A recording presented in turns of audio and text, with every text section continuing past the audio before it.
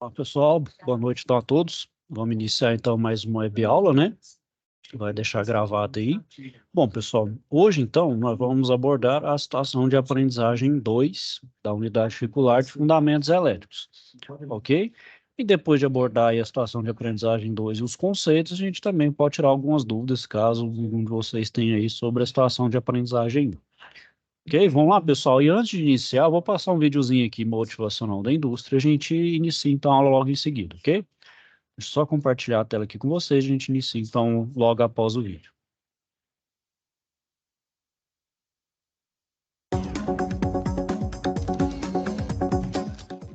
Produção do chiclete. Podemos dizer que, relativamente, a produção da goma de mascar, ou como é mais conhecida, o famoso chiclete, é algo simples. Realmente, vinda do petróleo, é criada primeiro uma goma base, uma espécie de borracha que dá consistência ao chiclete. Então são acrescentados na goma base alguns outros produtos, como xarope de glicose, corantes, aromatizantes e, claro, o açúcar. Logo após, a goma base é derretida a 90 graus Celsius e os ingredientes jogados no misturador. O próximo passo é dar forma ao chiclete, o que é feito por meio de um processo chamado extrusão. Se o chiclete for do tipo que possui recheio, é nessa fase, na extrusão, que ele é colocado. Ao sair da extrusor, a goma é aquecida e logo resfriada. Depois de resfriada, ela está pronta para ser cortada, e é aqui que as formas são acrescentadas de acordo com a marca, da maneira em que encontramos nos pontos de venda por aí. Algumas gomas são polvilhadas com açúcar, outras recebem um revestimento crocante e depois de cortadas, vão para o drageamento. É aqui que a goma é esticada de todos os lados. Enquanto isso, um xarope de açúcar é adicionado, que depois de seco, cria o chiclete como conhecemos. Agora é só embalar e distribuir.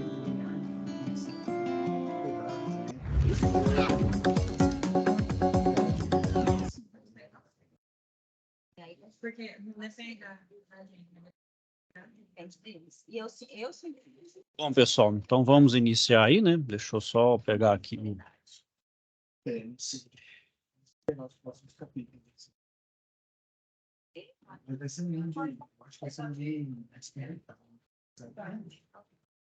Compartilhar a tela aqui de novo, pessoal, sem o som aqui. Então vamos lá, pessoal, qual que é o nome da situação de aprendizagem? Chama qual o defeito, né? Vamos ver aqui então o contexto e ver aí o que se pede, ok? Vamos lá, Paulo, o que aconteceu com este transformador? Apenas percebi que não está mais funcionando. Você ligou este transformador em uma rede de 110 ou 220 volts? Ele foi instalado em uma rede de 220 volts. Está aí o problema, este transformador só pode ser ligado a uma rede de 110 volts. Percebi que este transformador é muito importante para o funcionamento da máquina. Por favor, encaminhe esse dispositivo ao setor de recondicionamento para que seja, então, rebobinado. Farei isso agora. Pronto, aqui está o transformador rebobinado. Você deve testá-lo. Muito bem. Originalmente, ele deve ser alimentado com uma tensão de 127 volts, deve fornecer em sua saída 24 volts, mas veja que a tensão de saída é de 31 volts. É possível usar esse transformador mesmo assim? Claro que não. Esse nível de tensão pode danificar a parte de controle da máquina, portanto, não pode ser utilizado. O que pode ter acontecido? Quais as principais causas desse problema? Como resolver o problema encontrado neste transformador? Para responder a estas indagações, preciso fazer uma pesquisa sobre transformadores e seu princípio de funcionamento, o eletromagnetismo. Além disso, farei um relatório com as respostas para essas perguntas. Além disso, irei participar de um fórum de discussão com estudantes do Senai, em que apresentarei a principal causa que provocou o problema de saída de tensão do transformador, justificando-a. Certamente, os estudantes farão comentários sobre meus apontamentos dos seus colegas, concordando ou discordando. Bom, então, a primeira etapa, então, vocês vão elaborar, então, um relatório contendo as respostas às perguntas da situação de aprendizagem. Então, né, sobre o que aconteceu ali com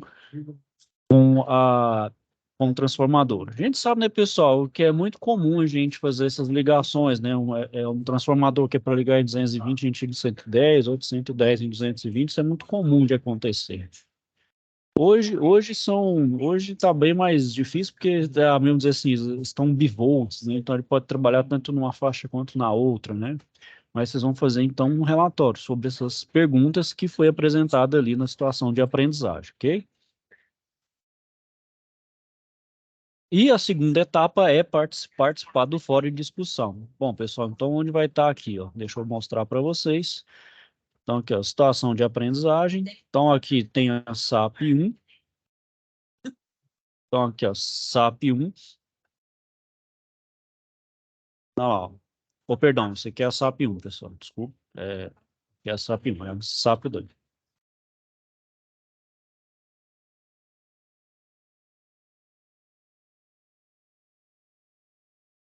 Então, aqui, pessoal, está ele em forma de texto. Vamos lá, prezado estudante, um certo equipamento utilizado em sua empresa dispõe de um transformador para alimentar o sistema de comando. Se necessário por questões de segurança, já que seria inseguro expor os operadores do equipamento a tensões de 50 volts ou mais, como determina a NR12. Então, certo dia, durante manutenção deste equipamento, notou-se que o transformador utilizado estava danificado. No mesmo momento, percebeu-se que o dano foi causado por um curto-circuito acidental, provocado aí pelo próprio técnico de manutenção. Então, como esse transformador é muito importante para o funcionamento da máquina, ele foi encaminhado para ser rebobinado. Então, ao retornar da manutenção, o transformador foi encaminhado a você para que o recolocasse no equipamento. Antes disso, você decidiu testar o transformador e verificar se ele estava funcionando como deveria. Originalmente, ele deve ser alimentado com a tensão de 127 volts e deve fornecer em sua saída 24 volts. No teste, com a mesma tensão de entrada, você verificou uma tensão de saída que é de 31 volts. Esse nível de tensão pode danificar a parte de controle de sua máquina, portanto, não pode ser utilizado. O que pode ter acontecido? Quais as principais causas desse problema? Como resolver o problema encontrado nesse transformador? Desenvolva, então, uma pesquisa sobre transformadores e seu princípio de funcionamento, o eletromagnetismo, e apresente um relatório com as respostas para as perguntas apresentadas em, no máximo, uma página. Então é isso aí, pessoal. É sobre a parte de eletromagnetismo. Eu vou abordar sobre esse assunto com vocês aqui agora, ok? E a outra parte é participar do fórum de discussão. O fórum de discussão está aqui na situação de aprendizagem, que é esse daqui, ó, fórum de discussão 1. Ok? Então, alguns alunos aqui já responderam. Para vir aqui, né, pessoal? Basta responder e fazer a resposta conforme o questionamento aqui, ok? Bom, pessoal, por enquanto, tem alguma dúvida aqui, um questionamento sobre o que deve ser feito?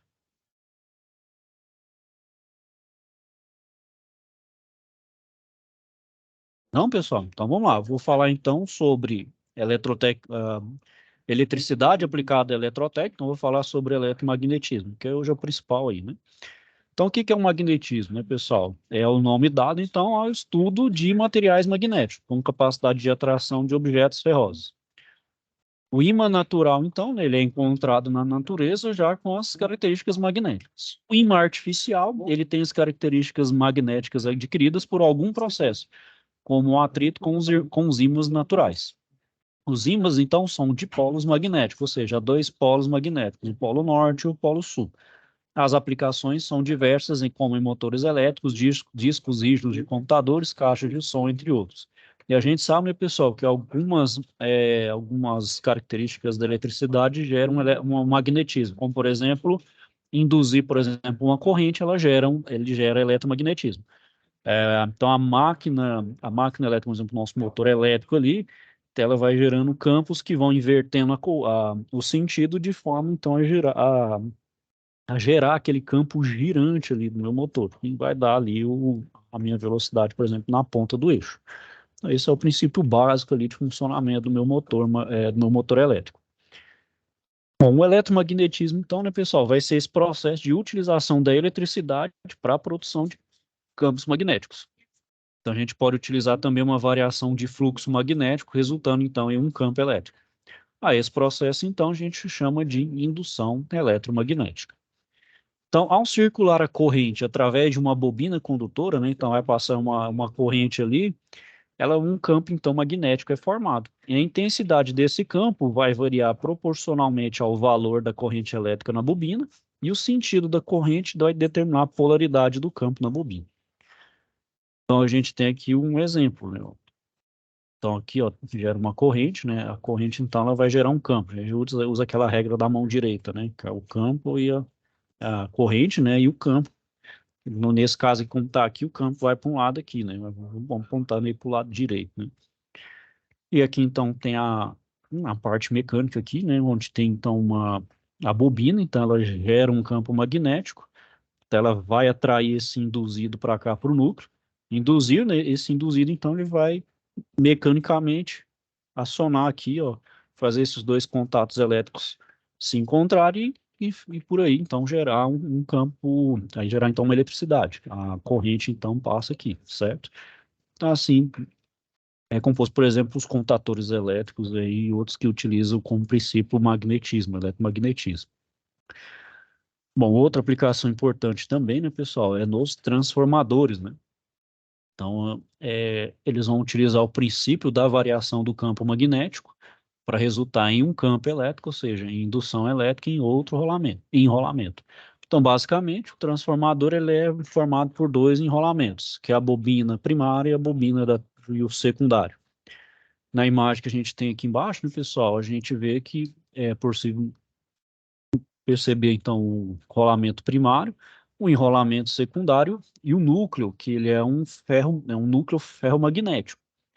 Então, o papel desse núcleo, então, ele é de direcionar o fluxo magnético e aumentar a eficiência de transformação do equipamento. Então, não tem um contato direto, por exemplo, de uma bobina com a outra. Então, o contato é indireto por esse núcleo ferromagnético. Então, aqui geram então, aqui vai essa bobina desse lado, ela gera uma tensão de entrada e esse fluxo aqui vai gerar, então, um fluxo magnético nesse aqui, dependendo do número de enrolamentos, ele dá uma tensão secundária. Então, essa relação de transformação, também chamada de relação de espiras, é dado por essa equação, em que, então, a tensão do primário, que é a tensão aqui da entrada primária, sobre a tensão do secundário, que é chamada tensão de saída, é igual, então, ao número de enrolamentos. Então, a relação é com o número de voltas aqui, ó. Então, aqui eu conto o número de voltas, que chama de número de espiras, né? Então, o número de espiras do primário sobre o número das secundárias, eu tenho uma relação de constância aí, né, que é chama relação de transformação. Então, aí, ó, é mais ou menos como é dentro de um transformador. Aí tem de vários tamanhos, de N tamanhos, né? Tem esse que a gente vê também na rua, esse na rua ele tem uma diferença. Ele vai ter a parte de bobinamento, só que vai ser mergulhado em óleo, devido à grande transformação que tem que fazer, né? A gente sai de uma alta tensão para uma baixa tensão. Então, por isso tem que ter um caso ali, um fluido que refrigera, no caso um óleo, né? Que vai ter esse papel aí, né? Fora aquelas aletas também, né? Que também ajuda ali para dissipar calor, né? Então, justamente não estourar ali o meu transformador, já que a energia envolvida ali é muito grande. Ok, pessoal, então aqui tem alguns exercícios aí de passagem, ele não é para vocês fixarem o conteúdo, ok? Ah, para vocês treinarem. Bom, pessoal, até aqui sobre essa estação de aprendizagem, aqui sobre o que a gente viu agora de eletromagnetismo, alguém tem alguma dúvida, quer falar alguma coisa? Tem algum questionamento? Pode falar, pessoal. Se conseguir falar também, pode falar pelo chat, não tem problema. Não existe pergunta sem sentido, pessoal. Aqui dúvida é dúvida. Se tiver dúvida, não deixe passar, pode falar. E não tendo pessoal, não mesmo? Tudo certo? Da situação de aprendizagem 1 que a gente viu lá dos circuitos lá, que tem um circuito que vai estar lá, uma resistência vai estar em curta, a outra vai estar retirada do circuito.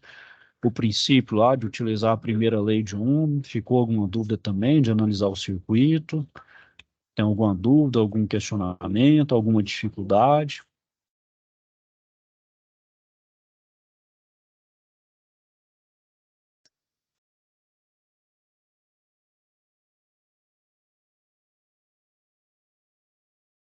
Não, pessoal?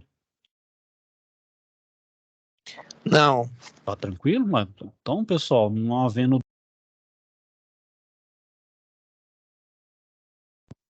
Não havendo dúvidas, então, aí, pessoal, vou finalizando então a aula aqui por hoje, ok? Caso tenha alguma dúvida, algum questionamento, não deixe de procurar, ok, pessoal? Estou aqui para ajudar vocês no que for necessário, no que for preciso. Ok? Então, vou desejar então a todos uma boa noite, um bom fim de semana. Fiquem então todos com Deus e até a próxima.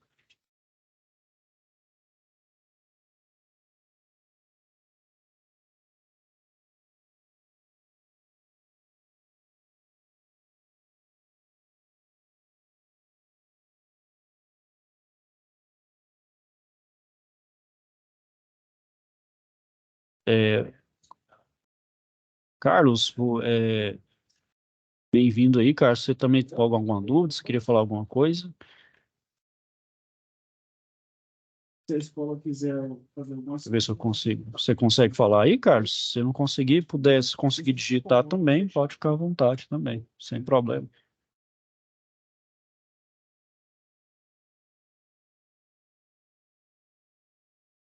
E pessoal, bom, então é isso aí, pessoal. Então eu vou finalizando a aula aqui por hoje. Se tiver alguma dúvida, não me deixem de procurar, ok, pessoal? Estou aqui para ajudar vocês, então, se for necessário, for preciso. Então, mais uma vez, boa noite a todos. Fiquem com Deus, então, até a próxima.